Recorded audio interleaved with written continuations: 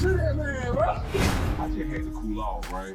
Just get my mind right, man, you know. But I really gotta get this off my shit, man. You know? Although the VIP area was bustling with activity, Kirk Frost and young Jock weren't behaving like their typical flamboyant, exuberant selves. They were both dressed to kill and gazing out over the throng from their corner booth like royalty. But something wasn't right. They weren't laughing or speaking jokes or idly drinking like the other distinguished guests. Although they were holding glasses, neither of them was actually drinking. They were often moving and looking around the dance floor. Kirk just gave a little response as Jock leaned in to mutter something. Nod, his concentration unwavering. Although they appeared cool and collected to the majority of club patrons, their body language conveyed a different message. Although everyone else in the room was dancing, shouting, and taking selfies, Kirk and Jock weren't present to celebrate their victory. Provided them with the ideal viewpoint, and they were making use of it. They'd appeared to be lying in wait. Then he showed up, unaware that danger was on the horizon. Lil Scrappy strode in with his usual swagger, beaming broadly and beaming with enthusiasm. The space like only he could. People immediately flocked to him. Cheers to dabs, hugs. He was doing what he did best. Taking selfies while giggling and clinking drinks, the crowd was captivated by Scrappy's charisma when he was on 10. As soon as he entered, the whole atmosphere changed. That's simply what occurs when Scrappy appears. He turns into the focal point. However, a few keen eyes noticed something else while the majority were lured to the fun. In the shadows of that poorly lit VIP area across the floor, Kirk and Jock's gaze remained fixed on Scrappy's. Every action to the typical partygoer, everything appeared to be oak. However, the tension in the air was beginning to crackle for those who were listening. A dancer by the bar abruptly slowed, turning to look at Scrappy's group. Two security personnel discreetly moved even the DJ. Because every flashlight throws a shadow and Scrappy was stepping directly into this space, he halted in the middle of the transition, his tempo sinking slightly as if he could sense something changing. Once in the booth, the atmosphere cooled off. Kirk spoke in a hushed voice as he leaned in once again.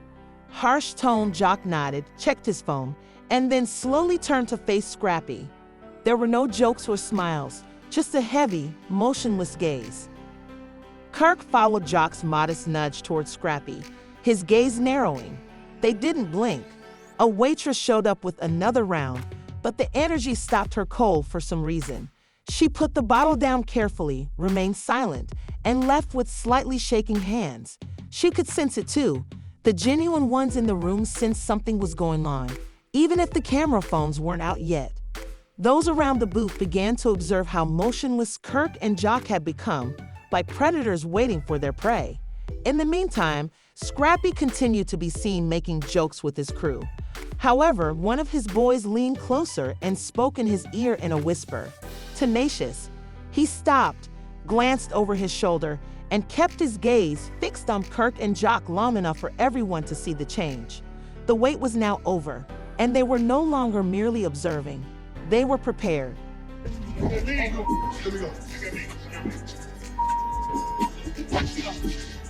I'm frustrated, irritated, man. Not long after, the silence was broken.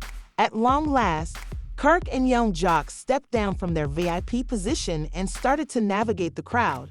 Immediately, the atmosphere around them changed. They weren't yelling yet, but their deliberate, determined movements made people take notice. Talk stopped.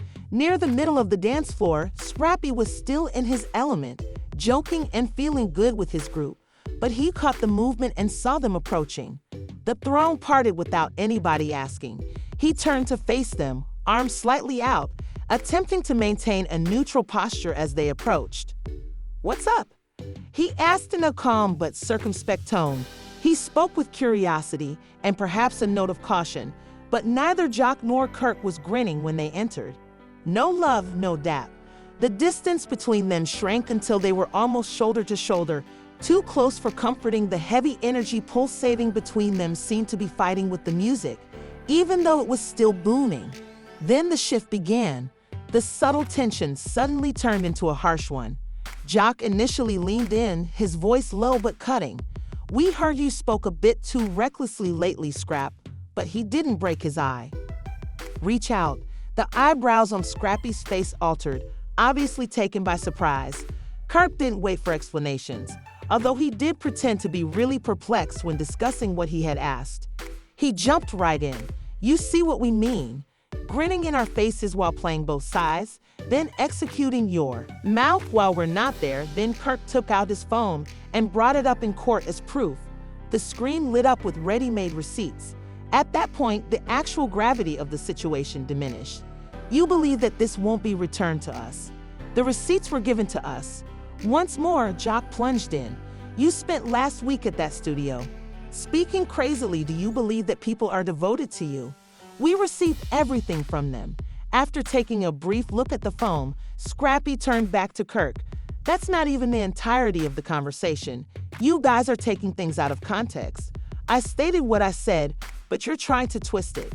He replied, his voice raising a little, but Kirk maintained his position. "Regardless of the context, you stated it." Now that the alleged proof was in possession, the tension changed. Words were no longer enough. It was personal. Scrappy's face turned crimson as the atmosphere grew thicker by the second. His normally calm demeanor faltered. "You guys act like I'm some serpent." "Yeah, I have. I have been honest with you both more times than I can recall." Snappy snap. "I'm afraid of receipts, you think? None of you are loyal anymore, and half of you are false nonetheless." Everything changed as the volume was increased. Previously unobservant individuals were suddenly tuned in to the phone. Began recording. The DJ noticed the change and turned down the music a bit. To remain vigilant, security near the dance floor's edge started to scuttle closer. Scrappy poked a finger at Kirk's cell phone. "You wish to demonstrate to others that you should also demonstrate what you said and how you were being slick about me when I was absent." It was a hit to the gut. With a firm hand, Kirk stopped Jock's instinctive advance and stated, but Scrappy showed no signs of cooling off. The throng had gathered around them. "It is tight, but not too close." Everyone in the room knew that club. Trust, pride, and respect were all on the line there under the throbbing lights. It was no longer just about words. Tension was high in the air, and the last spark that would ignite everything was just a few seconds away. Nobody, if y'all ain't with me, I don't have nobody. I can't like and all that talking, cuz I need y'all to show me, cuz. There was a lot of activity in the VIP area, but Kirk Frost and young Jock weren't behaving like their typical flamboyant, active selves. Something wasn't right. Both were dressed to kill and were positioned in their corner booth, looking out over the audience like kings. Having a good time, making jokes, or just enjoying their drinks like the other VIPs. Both of them were holding glasses, but they weren't actually drinking. Their eyes were always moving, surveying the dance floor. Jock spoke as he leaned in to speak beneath his breathing. Kirk nodded slightly, his attention never faltering. Most clubgoers thought they were cool, collected, and tranquil, but their body language conveyed a different message. The remainder of the room was a flurry of activity, with people dancing, shouting, and taking selfies. But Jock and Kirk were not present to commemorate. They were making use of the fantastic viewpoint that their booth provided. They appeared as though they were lying in wait. And then he showed up. Without realizing that disaster was on the way, Lil Scrappy strode in with his usual swagger. He was beaming broadly, his energy illuminating the room like only he could. People rushed to him right away. Cheers to daps, hugs. He was in his element, loudly laughing, clinking glasses, and taking selfies. When Scrappy was on 10, the audience enjoyed his energy. The atmosphere as a whole changed. The instant he took over, when Scrappy appears, that's precisely what occurs. He takes center stage. However, some astute observers noticed something else while the majority were captivated by the enjoyment. In the shadows of that poorly lit VIP area across the floor, Kirk and Jock remained still. Locked, and all eyes were focused on Scrappy's movements. Everything appeared to be oak to the typical partygoer. However, the tension was beginning to crackle in the air for those who were listening. Suddenly, a dancer by the bar slowed and turned to look at Scrappy's crew, a pair of security. The guards quietly moved. Every spotlight throws a shadow, and Scrappy was stepping right into the spotlight, so even the DJ hesitated during the transition, dropping his tempo a little as if he sensed something changing. Once back in the booth, the atmosphere became chilly. Kirk leaned. Speaking in a low, harsh voice this time, Jock nodded and checked his phone before slowly scanning the room once more. There were no jokes or grins, just a loaded, silent gaze directed at Scrappy. Jock nodded subtly toward Scrappy, and Kirk followed, his gaze narrowing. Then they failed to blink. Something about the excitement made the waitress stop cold when she brought another round. With her hand shaking slightly, she put the bottle down gently, said nothing, and left. She could feel it too. Although the camera phones were still under development, the actual ones in the room understood that something was about to happen.